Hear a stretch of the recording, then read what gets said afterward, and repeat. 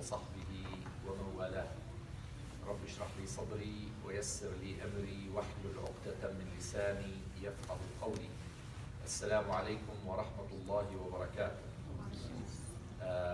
I'm happy knowing that right now there is a youth conference on the other side of town, that we have that many people who are still loyal to the halaqah of Sunday, and they would like to share with their thoughts and really consider some of the ideas that keep coming during these meetings, that we ask Allah subhanahu wa ta'ala to bless, because without His blessings we will not be able to advance. The purpose of these halaqat is to keep moving closer and closer to Allah subhanahu wa ta'ala. Sometimes we find ourselves slowing down, looking at certain markers on the landscape, but our target, we know, is Jannah, inshallah. So we ask Allah subhanahu wa ta'ala to help us to cleanse our niyyah and to help us to focus, inshallah, on where we are getting.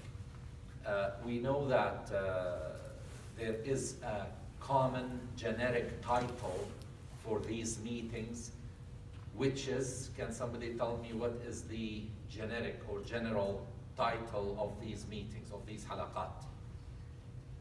Challenges or current challenges facing Muslim youth. Why youth? Because during youthful age, during your age, your personality, who you are, is forming. These are what we call in English the formative years. These are the years when we become who we are. After age 30, psychologists say that there's little chance that you will be able to change. Okay, you may change a little bit, but after age 30, you became who you are. So inshallah, these challenges that we are talking about, we will be able to, at least for the young people, to take some suggestions and live by them, so that they will be able to get, inshallah, safely into their future. Today's specific topic under this generic title is challenges of working parents. We know that there is now, I don't know whether to call it a reality, because a reality means something that we have to live with.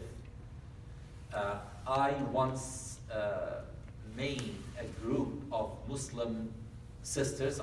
We call them sisters and brothers. Okay, this is the most beautiful title actually we have within Islamic circles, when we call each other as brothers and sisters. I made them not intentionally, but they got very upset. And the reason is that I expressed what I believe was a mixture of facts from the Quran and the Sunnah and personal opinions, that mothers do their best or perform their best mission in life when they are close to their children.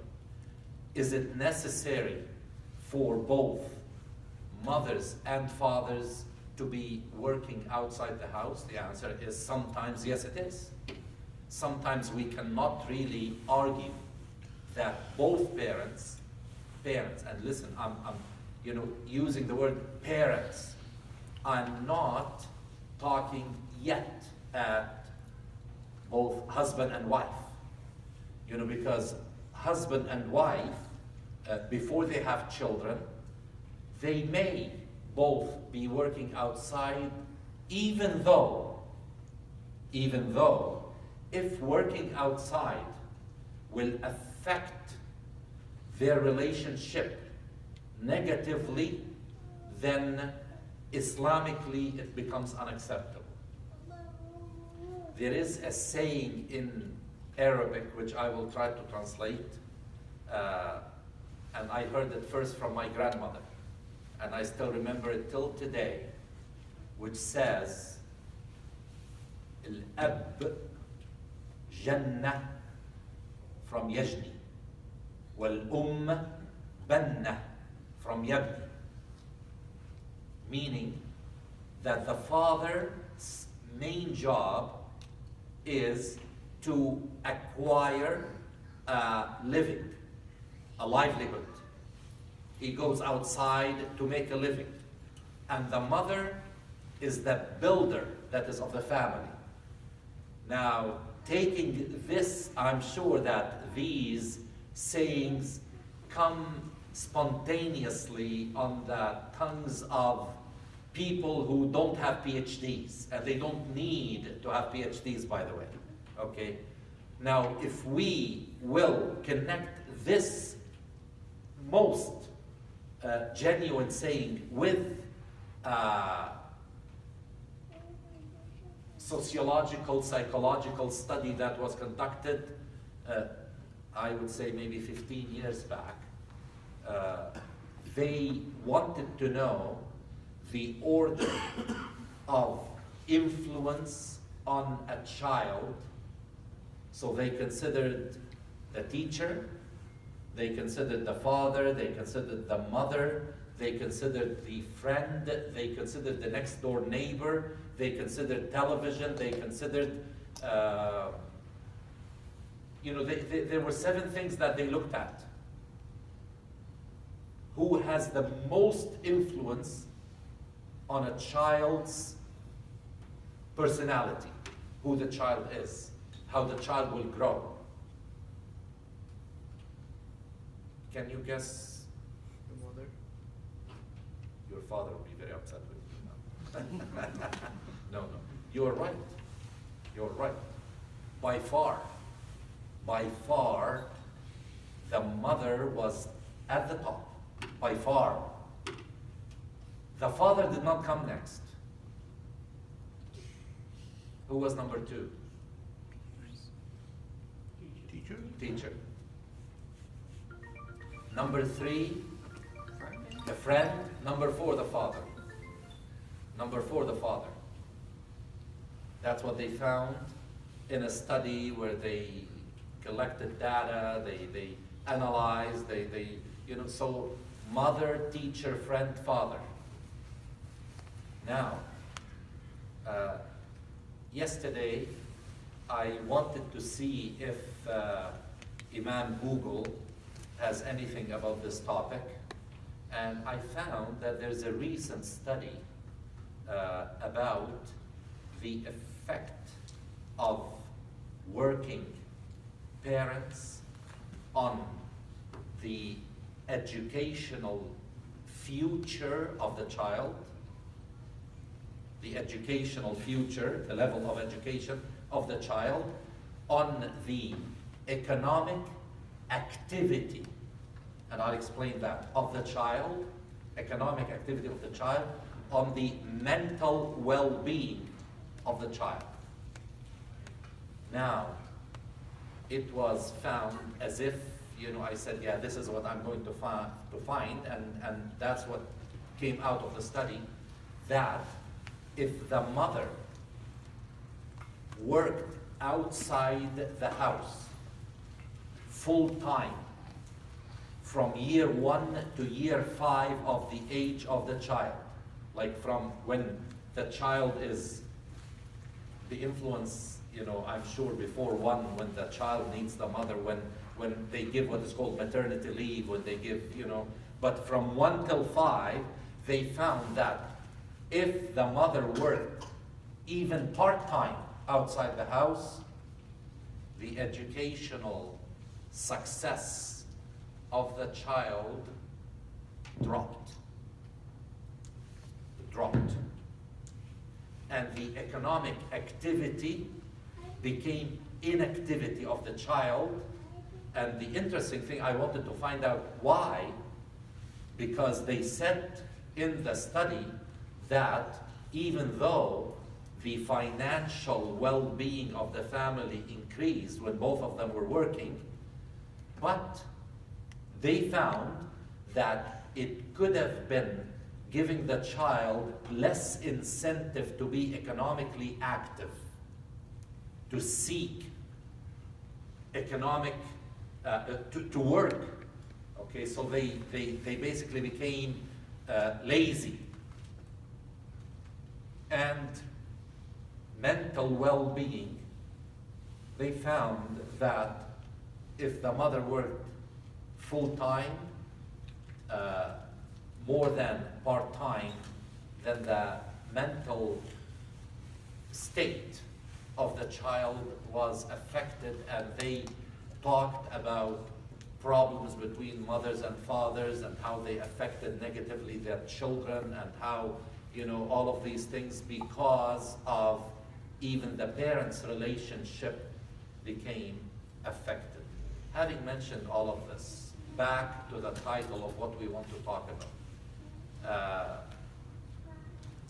Many parents, both mother and father, work outside the house. And then, the children are, and we know, are suffering. The question that I want to ask, and let it be now an exchange, the question I want to ask is, why? Why? Why do we sacrifice our children for something that we know is impacting them negatively? Why? When Allah subhanahu wa ta'ala, the one who created us, distributed even at the time of nikah, at the time of katb al-kitab, at the time of the marriage ceremony, it is defined through something called mahar. What is the mahar? The mahar is a symbolic gift given by the husband to the future wife, that I am ready to support you and the family financially. You don't have to work. It's not that he volunteered that she would not work. It's because Allah subhanahu wa ta'ala made it obligatory that you've got to support your family. And Rasulullah sallallahu alaihi wasallam started with a conditional statement. يا معشر الشباب من استطاع منكم الباءة فليتزوج. Young people, whosoever reaches the ability to support a family, then let him go and get married.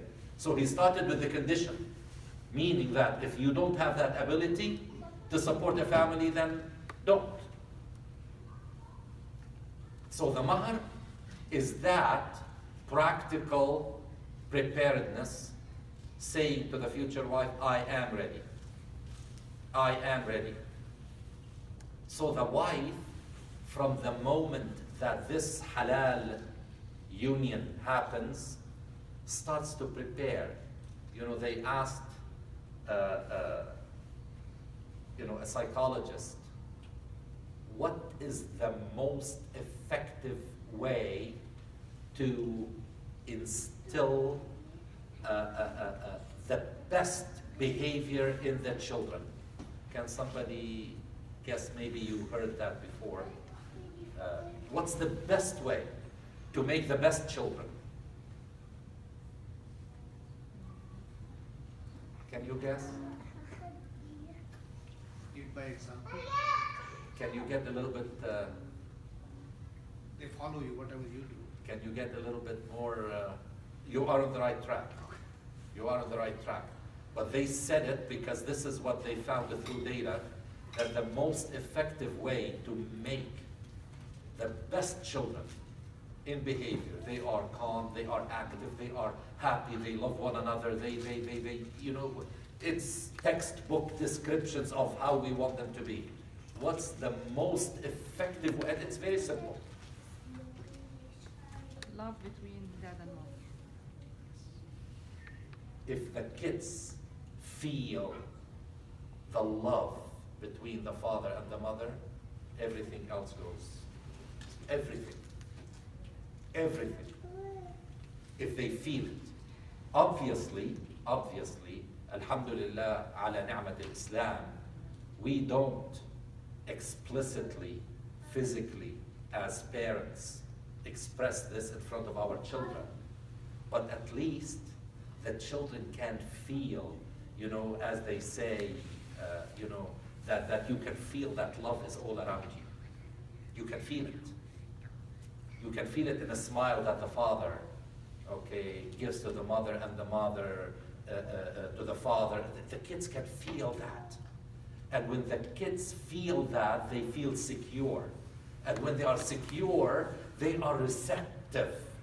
But when an angry father who is angry with the mother tells them in an angry voice about anything, they already have a certain dislike for that person who's making their number one influence upset. So if the father yells, or the father comes, بيجي ملك بيطلع وزير, or I don't know, they comes to the house and I said it before, I think, in this halaqa, I think I did, that, there are families, when the father comes, they say, أعوذ بالله من الشيطان الرجيم. Does he disappears? And when he disappears, alhamdulillah, Rabbil Alamin. Okay. Now, I heard it from Sheikh Yasser Fazaga, who attended the conference. You did? Nobody? Okay. He said something immediately I wrote. Okay, very beautiful. I don't know if it's his own, but anyway, he said it and it's beautiful. And says, there are people who make you happy whenever or wherever they go. And there are people who make you happy whenever they go. There are people who make you happy wherever they go. And there are people who make you happy whenever they go. Which is true. We do not want parenting to be something that we learn just randomly.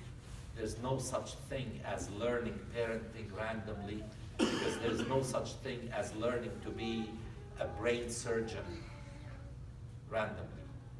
You have to study and practice for years.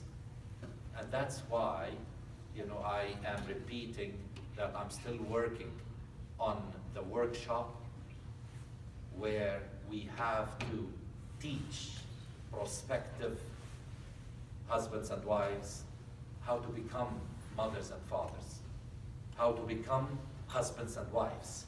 It's not just, we will live. There are people, and we find this, that, and this is something I mention not because it's the right thing. There are people who date, and they are so fine. Once they get married, within 2 months, they separate from each other. This is not right, mind you. But after people live together in halal, that is, then there are certain things that you cannot be pretentious about. You cannot pretend anymore. Now I may be sitting in a certain way, talking in a certain way, looking in a certain way, but when I am alone with my wife, I don't do that. We don't do that. We just behave spontaneously. And when that spontaneity surfaces, that's when the other person may discover something that, ooh, how obnoxious, how terrible, okay? And that is why we really need to learn the practicality of being husband and wife. And Allah subhanahu wa ta'ala started by dividing the roles between husbands and wives, mothers and fathers. Okay, when we said that the mother is a builder, it means that sometimes if your wife is saying something to your daughter or to your son, or even if you disagree on it, you do not voice that disagreement in front of your child. You have to appear as a unit. Later on, behind 4 closed doors, they can be 3, okay? Behind closed doors, you can discuss it. And you've got to learn how to establish an agreement. The same thing, you know, and I use the example, the same thing. If we, let's say, select our son, your brother, Naji, as the chair of, with a board around him. And this is where we fail as Muslim communities.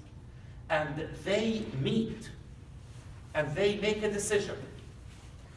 And I look at that decision, I don't like it. I don't have the right to start, you know, trouble for, no, this is not the way to do it. This is not the way to do it. You know, I can go and I give my nasiha, my advice, and Naji and his board are free to take my nasiha or not. Or not. Maybe all 12 of them are wrong and I'm right. But in choosing not to follow my advice, they are right. They are right. This is law and order. And that is why husband and wife need to agree among each other that in certain issues, the husband stays out of it. The wife, but they have to appear in front of their children that they are speaking with one voice. And there are certain things that the wife need not interfere with publicly. Why am I saying publicly in front of their children? Why am I saying that? Because they should spend time to consult on everything. To consult on everything. You know, some people understand separation of duties as, sorry about that, I'm gonna say it, it sounds terrible, I don't like it.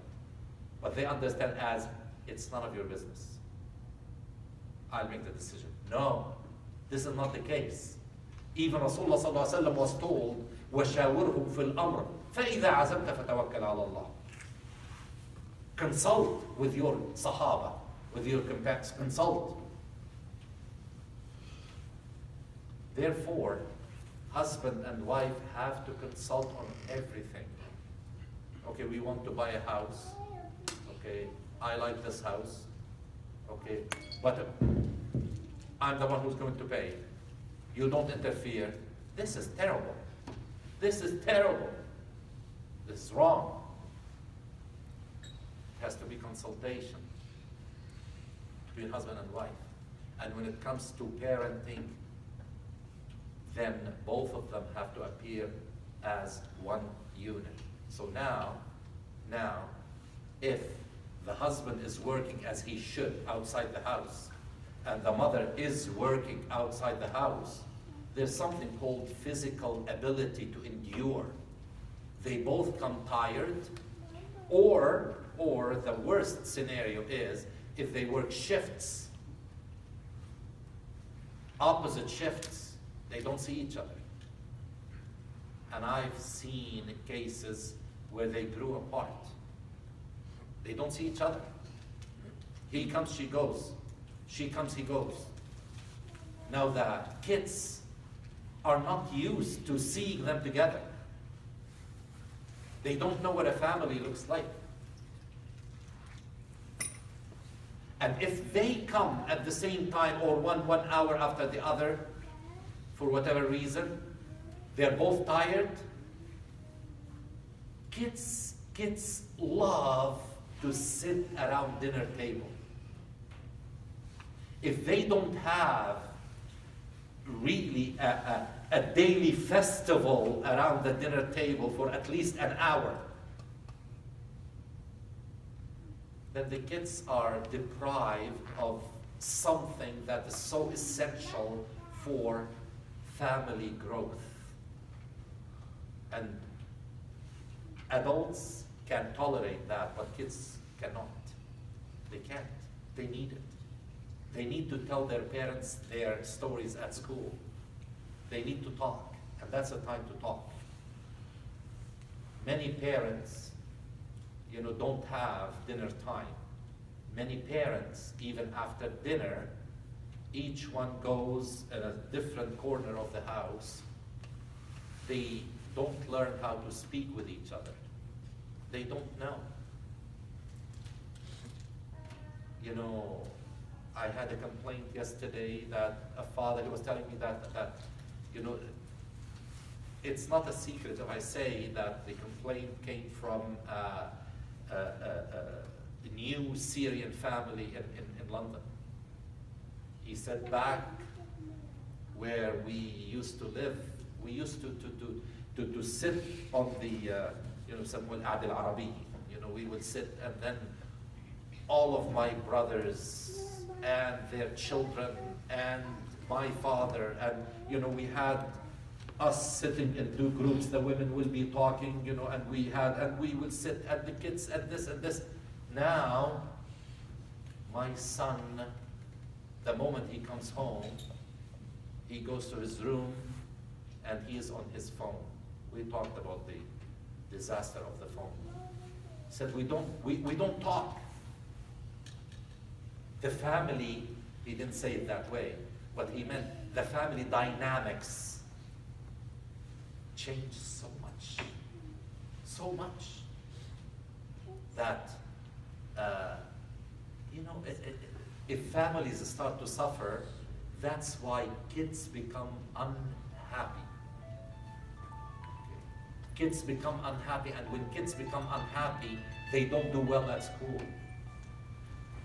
And if they don't do well at school, then they don't feel that they have the urge to go and seek employment. They're not happy. So basically, they suffer. When parents are long gone, we ask the question, why did they do that? What is it? That they left their kids money? Money does not make happiness. That is why, if we live Islam, because some people ritualize Islam. Some people ritualize Islam. They pray, they fast, they. But we need to live Islam. See, salat and siyam and zakat, think about it. They bring the family in us. They bring the family in us. During Ramadan, we get out and we seek the extended family of the community. In Ramadan, we invite people because we start to sit. Sorry, I don't know if I came out of the. See, I had a slight accident yesterday, so I cannot really sit long. I cannot stand long. That's why I'm still in the. You have? Yeah, it's yeah. still fine. Yeah. So, family is very important. Ramadan brings us together. Salat al-Jama'ah, if you don't go to the masjid at Fajr time, make sure that you get up together as a family and you pray Fajr together as a family. If the circumstances don't allow every day of the week to pray Fajr together, at least, Saturday and Sunday, make sure that it's a family time. Make sure that when you want to calculate your zakat, you sit together as a family. Make sure, the smart father, mother will give the children some money and will teach them, if this reaches nisab, then we are going to give zakat together as a family. Let the kids appreciate. Don't let the kids that they hear, بني الإسلام على خمس شهادات لا إله إلا الله, like parents, and then وإيتاء الزكاة, they just learn as a child. Wallahi, I did not know what إيتاء الزكاة means. I just learned that إيتاء الزكاة. But let them understand what it is. And that can only happen if the builder of the family is with the kids. Can you imagine now when you become old, there's something called Open University where you get a degree online. Unfortunately, parenting cannot be online. Parenting cannot be online. Parenting has to be face-to-face. You cannot go and work and expect a paid daycare worker in exchange for money to give your child love. You cannot buy love for your child. And by the way, your child doesn't need someone else's love. Your child needs your own love, the real thing. Your child, I remember, wallahi, 2 days ago, I told you probably that we have, my sisters and brothers, we have a WhatsApp group and we exchange, things. So my sister spoke about حضن الأم, the lap of the mother. And they all knew that the best comfort for me, I was 29 years old when my mother died. I used to sleep in her lap. I was 29 years old. And so I wrote, أحن إلى حضن أمي, until today, after 34 years. 34 years, I still miss that. Imagine a child who is 4 or 5. Imagine if the mother is too tired. I'm too tired. Go. Just watch television. Go to your, iPad. Sorry to say, that's a crime. That's abuse. It's emotional abuse. I'm sorry, I don't intend to offend anybody, but I really would hope. And you know what? As Muslims who live our Islam, we ought to believe, we have to believe that when we have the right intention, Allah will put the barakah in the little income of the father, if it is little, will put barakah in it, and it will suffice, sometimes even more than if there's combined income. Because quite often, the mother works outside, and half, if not 3/4 of the money that she earns, she has to get clothes suitable for the job that she has.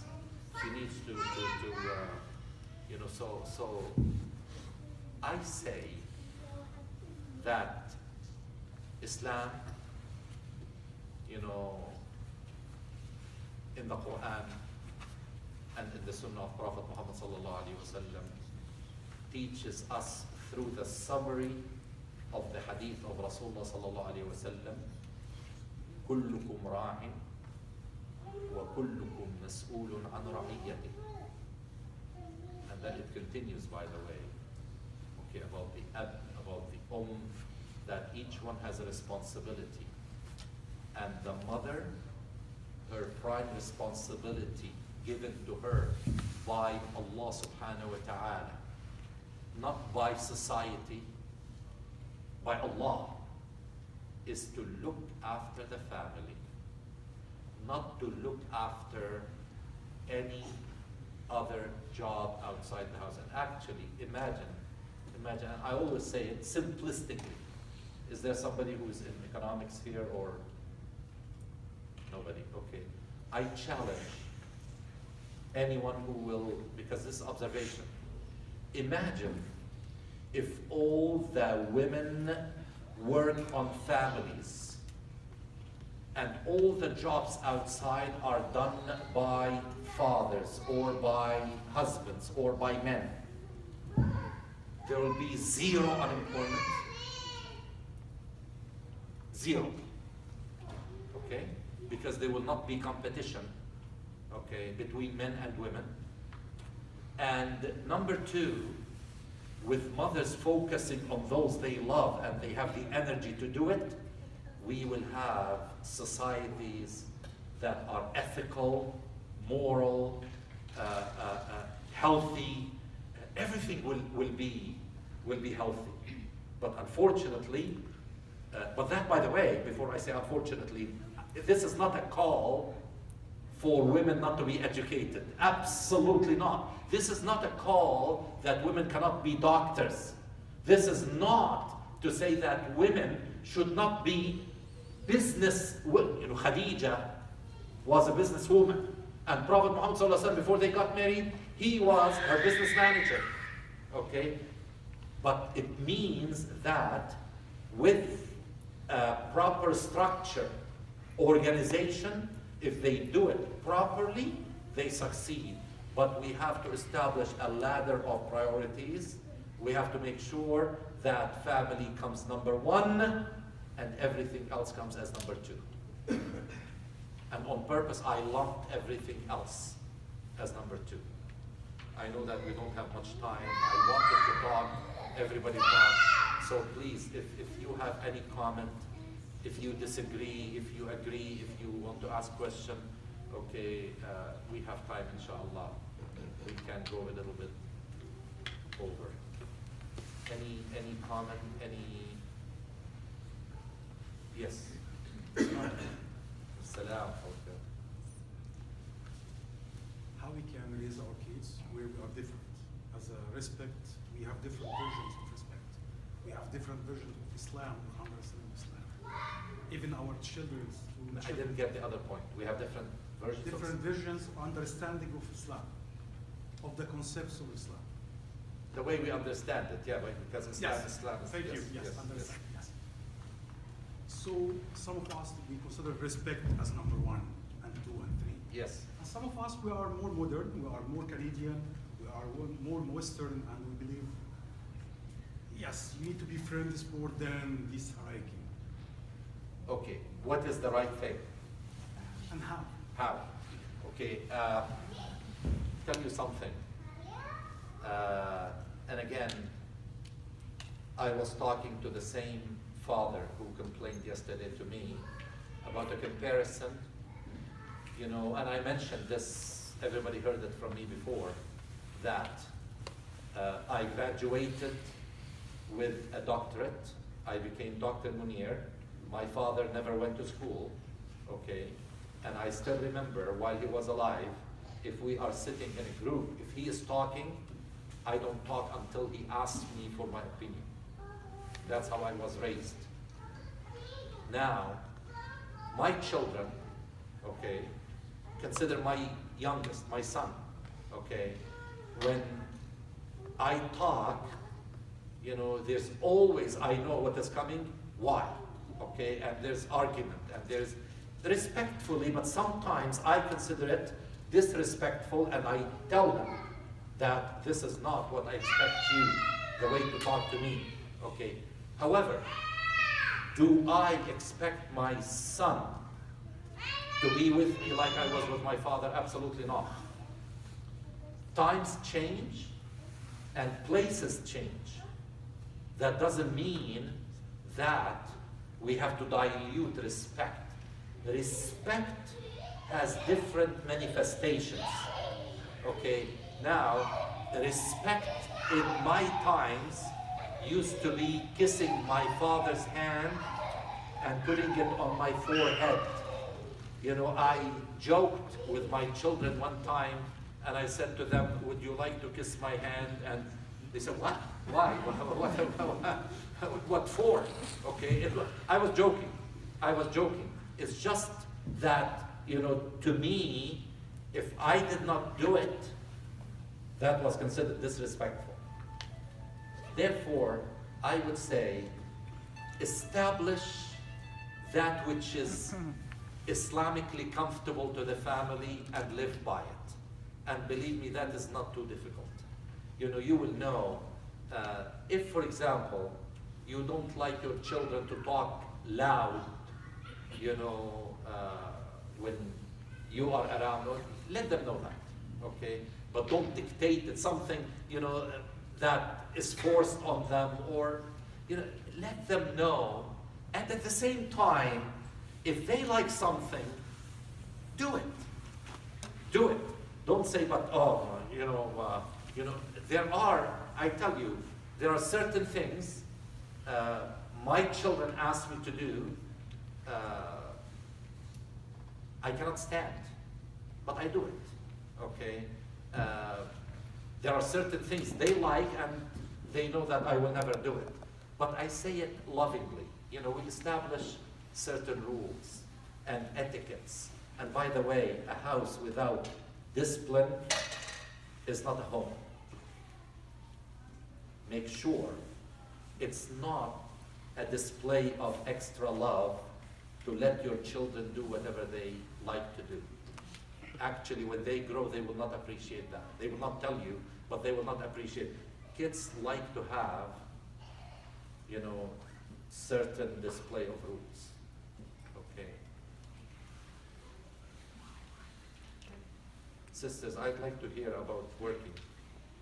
You mentioned that if the husband and wife has love each other and the kids see, they feel secure. But on the other case, if husband and wife have love and good understanding, then kids feel that. But when the kids grow up and they are not doing that which father or mother expect from them, they are not doing that what they want, what the parents want, and father don't want to listen these things, but the kids don't want to do or they are not doing. What mother should do that time? Mother should discuss kids' problem to father, even father don't want to listen because he become upset, or mother should Okay, can you stop right there, because this is where the answer comes from. okay. The deciding factor in this is not whether the father gets upset or doesn't like to. It's not up to him. It's not up to him.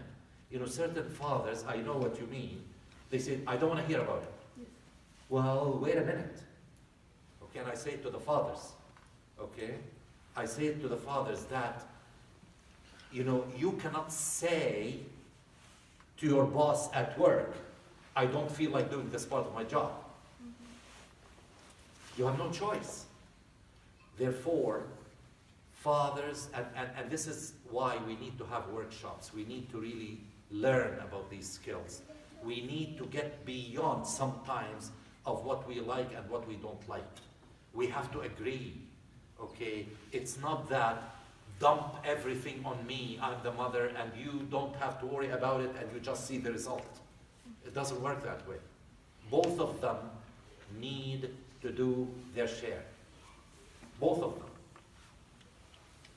Okay, fathers, working mothers. Can I, with all due respect, wallahi, I promise, I know that now, I made all working mothers reluctant to say that I work or I, is there a working mother here? Nobody's gonna tell me. Nobody's gonna say it. You know, no, it's okay. I like to hear it. I like to hear how it's working for you, how it's not working for you, whether it is possible, whether it's not. If you don't want to answer, yes. If we understand that women should stay at home, and No, okay, I okay. mean some conditions she can go out. Yeah. She can get all kind of education, like you said. She can become doctor, whatever Yes, she yes. wants to do. Yeah. But from the beginning, if we taught our girls, our daughters like this way, you can become a doctor, but you have to focus on your family first. I think nowadays, boys or girls, they are growing in same way. Parents put in their mind, you have to become doctor or engineer, whatever, and you have to do job. So if daughters become like this and we raise like this, when they will become married, how we can? Okay. Remember Yeah. that as you were mentioning your statement, you said parents put in the minds of their children, which, by the way, it's true. You know, my father just drilled it in my head. You've got to become a doctor, okay? So and he did the same thing with my brother. My brother rebelled, you know, he became an engineer and he went in a different direction. I couldn't. I loved it and I continued that way, and alhamdulillah it was successful. But the mistake is parents should never, for their own satisfaction, I have 6 children, all of them doctors. It becomes the parents, how shall I put it, pride. It becomes parent-centered, and that's wrong. Parents should discover what their kids like.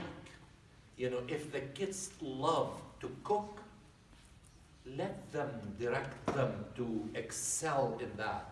If the kids like to, whatever, okay, let them be direct. Now, if the kids like to become doctors, all I said and what I mean is try to teach them how to build a ladder of priorities, okay? Now, girls can go, they can graduate as doctors, they get married, and you know something, they can continue to take CE courses, continuing education courses. They can work part-time as they are having their children.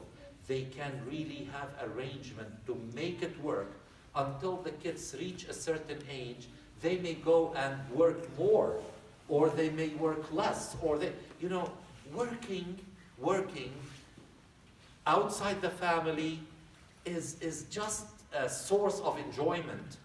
It shouldn't be a burden, okay? If it becomes a burden so that we can make the money we want to make, we can really have a status that this is lopsided view of what life is all about. And that's why we are seeing now, we don't really need to make a theory. What if, no, we can see it, that society now is suffering, that families are not families anymore, that even kids who graduate with you know, MDs, DDSs, PhDs and things, they are becoming less and less focused on their parents. Parents now are, you know, if their kids visit them, it's a big celebration, you know, because they don't do it more than twice a year or once a year, or, you know, I tell you, we need to rediscover what life is all about. Life is not about money, status, how many letters after our name.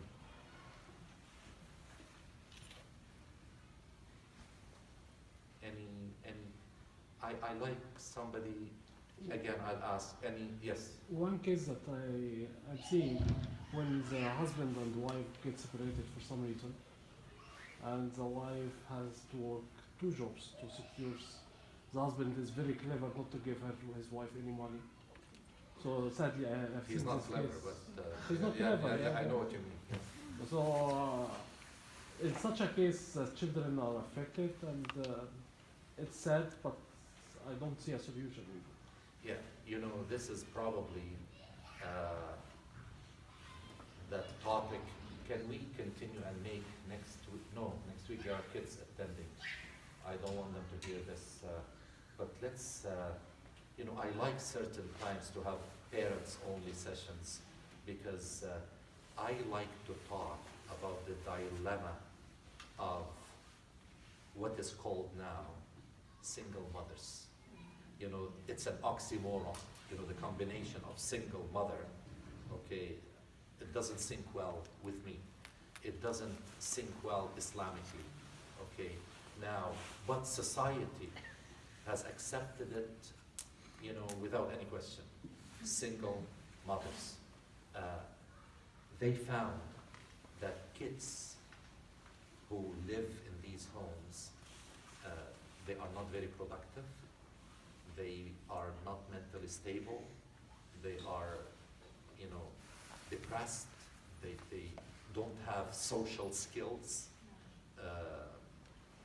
We need to discuss that. And that is why Islam, you know, if it has to come to divorce, allocated what is called nafaqah, properly, distribution, everything, so that suffering will be minimized. Unfortunately now, I will just stop at this because we don't respect what Islam says. We make each other suffer, okay? And we don't care. Whatever happens to the children can happen to the children, but we don't care. This is another topic for another day. Anything? So do we want to stop right here, or you have any? Yeah, please say something. Please say something. Like about you saying that children aren't necessarily stable and stuff. Like I have friends where like their dads have left, but like they're doing really well. Like a lot of mothers, they try a lot of really hard to make like their life stable. Yeah, you know, mothers, as I said, by the way, whether men like it or not, okay, their ability to endure psychological stress, mental stress, physical stress, you know, men think that they are the ones who can, you know, I'm not talking about carrying weights, but stretching, you know, mothers, women come right at the top. And why? Allah subhanahu wa ta'ala gave them that ability, and I always, you know, mention their ability to wake up in the middle of the night 4 or 5 times for their baby while the father is snoring, okay? They can do that, and then they will wake up for Fajr, they will pray, they will prepare breakfast, they will do this, and they will work the rest of the day. If the father will even try to do that, he will collapse. He will collapse, okay? It's a fact. It's a fact. So Allah subhanahu wa ta'ala gave them that, and because of this, Prophet Muhammad sallallahu alaihi wasallam told the person who asked him, who is the most worthy of my companionship? He told him, your mother, your mother, your mother, 3 times. Then he said, your father. So on this note, we end, inshallah. We will meet next week. سبحانك اللهم وبحمدك تبارك اسمك وتعالى جدك ولا إله غيرك سبحانك اللهم وبحمدك لا إله إلا أنت والعصر إن الإنسان لفي خسر إلا الذين آمنوا وعملوا الصالحات وتواصوا بالحق وتواصوا بالصبر صدق الله العظيم.